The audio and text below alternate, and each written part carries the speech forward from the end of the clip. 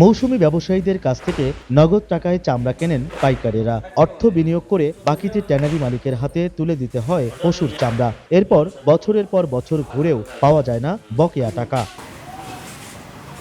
Tannery মালিকদের কাছে প্রায় 5 কোটি টাকা বকেয়া আছে গাইবান্ধার পলাশবাড়ী ও আশেপাশের এলাকার চামড়া ব্যবসায়ীদের। এর মধ্যে লবণের বাড়তি দামে সংরক্ষণ ব্যয় বাড়ায় উৎকণ্ঠায় তারা। চামড়ার দাম কম, রেট কম, আমরা কিনি এক দামে, বিক্রি করতে হয় বাচ্চাতে কম দামে।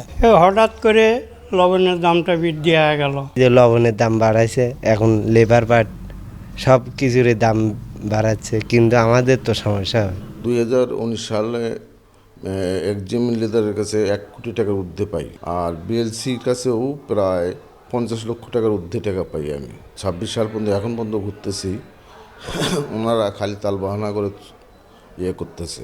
লাইফ বয় কিনে কল দাও টোল ফ্রি নম্বরে, আর এক নিঃশ্বাসে গোল বলে জিতে নাও ফিফা বিশ্বকাপ 2026-এর এক্সক্লুসিভ পুরস্কার। ব্যবসায়ী নেতারা বলছেন, পচনশীল পণ্য হওয়ায় চামড়া বাকিতে বিক্রি না করেও উপায় থাকে না। তাই চামড়া কেনাবেচার বিষয়টি সুষ্ঠু ব্যবস্থাপনার মধ্যে আনতে সরকারের কার্যকর পদক্ষেপ চান তারা। একটা সিস্টেমে ব্যাপারটা হওয়া উচিত।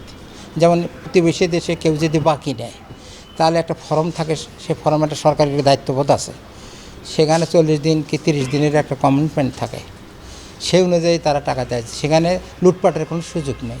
এ বিষয়ে সার্বিক সহযোগিতার আশ্বাস জেলা প্রশাসকের।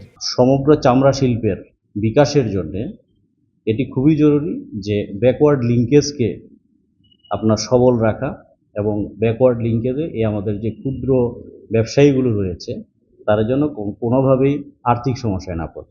ঈদুল আজহায় 10 কোটি টাকারও বেশি চামড়া কেনা বেচা হয় গাইবান্ধার পলাশবাড়ী চামড়ার হাটে। হেদায়েতুল ইসলাম বাবু, সময় সংবাদ, গাইবান্ধা।